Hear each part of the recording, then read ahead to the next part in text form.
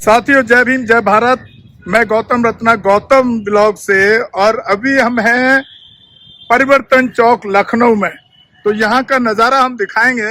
ये परिवर्तन चौक बहुजनों का एक ऐतिहासिक स्थल है और यहाँ पर देखिए, हमको यहाँ पर मिल गए हैं अभी मनोज अंतानी साहब, समता आवाज टीवी। सभी को जय भीम। बहुजन समाज के बहुत बड़े पत्रकार हैं और बड़ी बेबाकी से आवाज उठाते हैं। अच्छा मनोज जी, जिस परिवर्तन चौक पे आप खड़े हैं, आपको इसका कुछ बैकग्राउंड इतिहास मालूम है? वो मैं कुछ सवाल आपसे करना चाहता हूँ। इस पर ये जो परिवर्तन चौक स्पेशली बनाया गया था, खास तौर से जो ये पीछे आप देख रहे हैं संगमरमर का जो स्तूप कह लीजिए या जो पिलर खड़ा है, जहाँ पर एक बॉल बना दी गई है, यहाँ पर पेरियर रामास्वामी ई रामास्वामी नायकर पेरियर की एक मूर्ति की स्थापना होनी थी उस जमाने में जब बैसपा सरकार थी।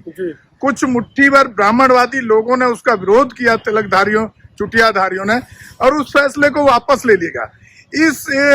इस ऐतिहासिक तथ्य को आप किस नजर से देखते हैं? क्या वो सरकार का सही फैसला था या गलत था? बिल्कुल मैं उम्मीद करता हूँ आप बेबाकी से जवाब देंगे। देखिए, लंदन में एफिल टावर एक बिल्डिंग है जो पूरे विश्व में प्रसिद्ध है। उसी के डिजाइन को लेकर ये परिवर्तन चौक का जो निर्माण था वो किया गया था कि एक ऐसी भव्य तस्वीर हम यहाँ पर भी बना पाए। और इस धरोहर के चारों तरफ डॉक्टर अम्बेडकर की तस्वीर है, एक तरफ ज्योतिराव फूले की तस्वीर है, एक तरफ ईवी रामास्वामी पेरियार जी की तस्वीर है पीछे की तरफ, और इस तरफ आरक्षण के जनक छत्रपति साहू जी महाराज की भी इसमें तस्वीर लगी है। बड़ा ही ऐतिहासिक ये परिदृश्य है और बिल्कुल ठीक सामने। सर, मेरे सवाल से भाग रहे हैं, मुझे लगता है पेरियर का मूर्ति। पहले मैं इतिहास बता दूं आपको, और जो आपके दर्शक देख रहे हैं, ये सामने बेगम हजरत महल पार्क है। यहाँ पर बेगम हजरत महल कभी रहा करती थी, जिस लखनऊ को जाना जाता था मुगलों के शासनकाल में, अंग्रेजों के शासनकाल में, और कहीं ना कहीं जो धरोहर थी जो मुगलों ने बनाई थी उनके नाम पर, आज उन मुगलों की धरोहर के सामने बहन कुमारी मायावती जी की बनाई हुई धरोहर आप देख रहे हैं। जब आप सामाजिक परिवर्तन स्थल डालेंगे तो आपको मैप पर दिखाई दे जाएगा, लेकिन जब आप बेगम हजरत महल पार्क डालेंगे तो शायद नहीं दिखाई देगा।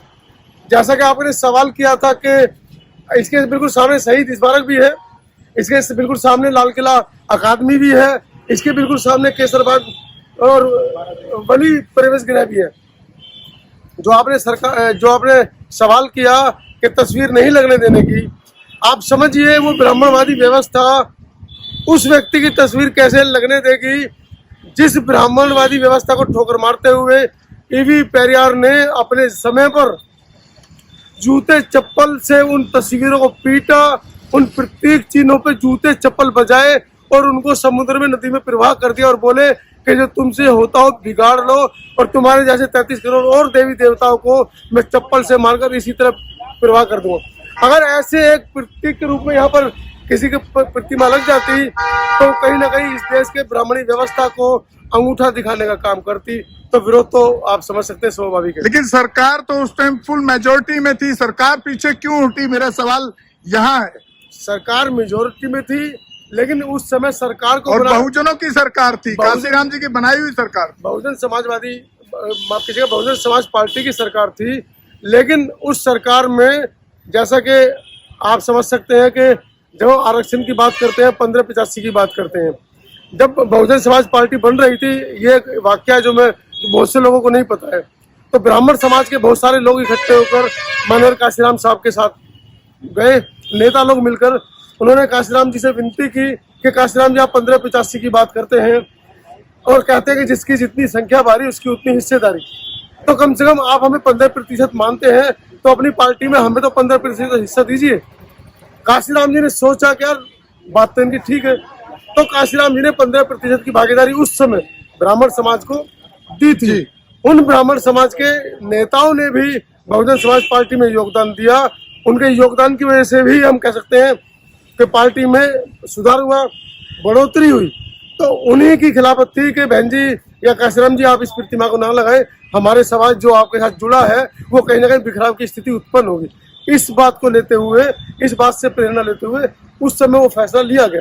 सर ये तो ऐसा हो गया कि जैसे आप राम को आप नहीं मान रहे हैं और वो लोग मान रहे हैं, मानने दो। तो वो कैसे मान रहे हैं? वो तो अपने इतिहास को नहीं छोड़ रहे। डॉक्टर अम्बेडकर समता वो तो समानता अपने इतिहास को नहीं छोड़ रहे, तो आप अपने पेरियर वाले ऐतिहासिक पुरुष को कैसे छोड़ देंगे? डॉक्टर अम्बेडकर समता समानता की बात करते थे ना जी, उन्होंने कहीं लिखा तो नहीं संविधान में एक शब्द भी कि ब्राह्मण को, क्योंकि वो ब्राह्मण है इस नाते उसको नेगलेक्ट कर दिया जाए।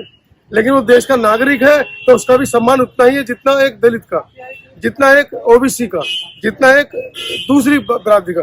तो हम इस बात को पार्टी में भी कह सकते हैं। बहन जी ने कहा है पहले बहुजन हिताय बहुजन सुखाय था, तो बहन जी ने लिख दिया उसको सर्वजन हिताय सर्वजन सुखाय। ये सवाल नहीं है, ये एक नीति अच्छी थी, लेकिन कहीं ना कहीं वैचारिक मतभेद के जो लोग हैं वो इस नीति को अच्छा नहीं समझते हैं। धन्यवाद।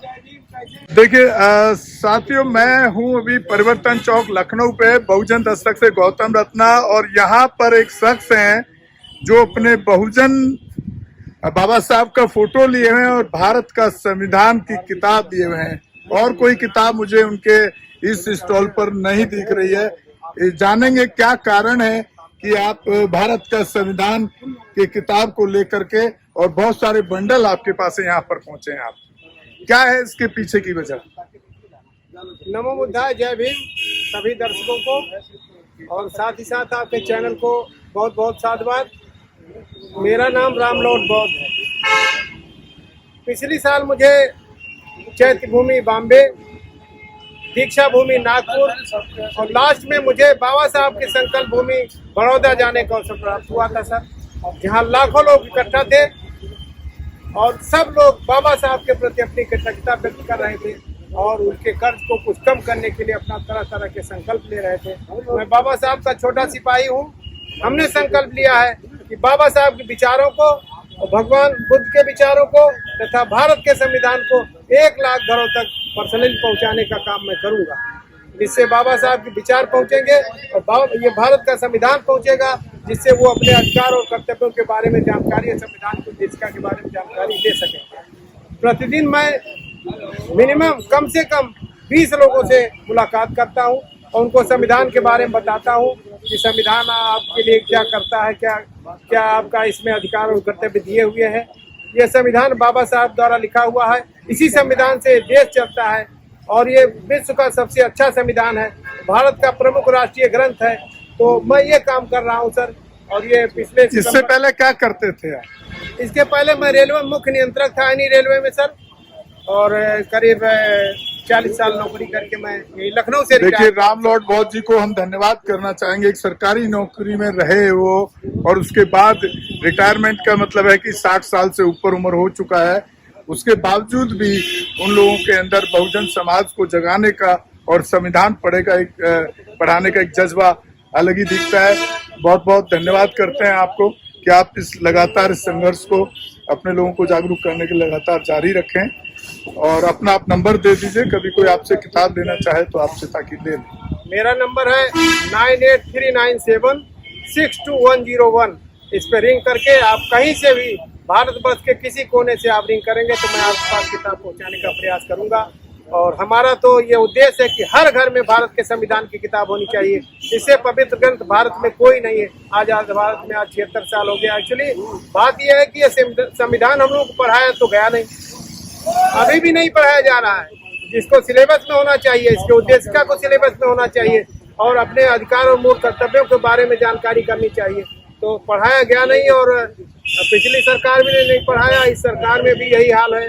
तो मैं चाहता हूं, हमने रिक्वेस्ट किया सरकारों से कि ये कम से कम प्रियम्बुल उद्देश्य ये और इसका जो आपके मूल अधिकार और मूल कर्तव्य क्या है संविधान के प्रति, ये हर आदमी को जानना चाहिए और एक पुस्तक तो हर घर में होनी ही चाहिए। धन्यवाद। बहुत बहुत साधुवाद आपको, बहुत बहुत धन्यवाद। आपकी मेहनत को हम सलाम करते हैं और आप इसी तरह इस संघर्ष को और इस लड़ाई को जारी रखेंगे ऐसा उम्मीद करके परिवर्तन चौक से आपसे विदा लेते हैं। धन्यवाद। जय भीम, जय भारत, जय श्री। जय भीम सर। हमारे चैनल बहुजन दस्तक को लाइक, शेयर, सब्सक्राइब देखना मत भूलिएगा। जय भीम, जय भारत, जय संविधान, नमो बुद्धाय। धन्यवाद। चैनल आर्थिक समस्या से गुजर रहा है। अगर आप बहुजन समाज में बाबा साहेब अम्बेडकर और तथागत बुद्ध की विचारधारा को अधिक से अधिक लोगों तक पहुंचाना चाहते हैं तो हमें आर्थिक सहयोग प्रदान करें ताकि हम अपने चैनल के माध्यम से देश विदेश में समता, बंधुता, एकता और संवैधानिक अधिकारों को ज्यादा से ज्यादा लोगों तक पहुंचा सकें। आप अपनी सहायता राशि नीचे लिखे खाते में जमा करा सकते हैं।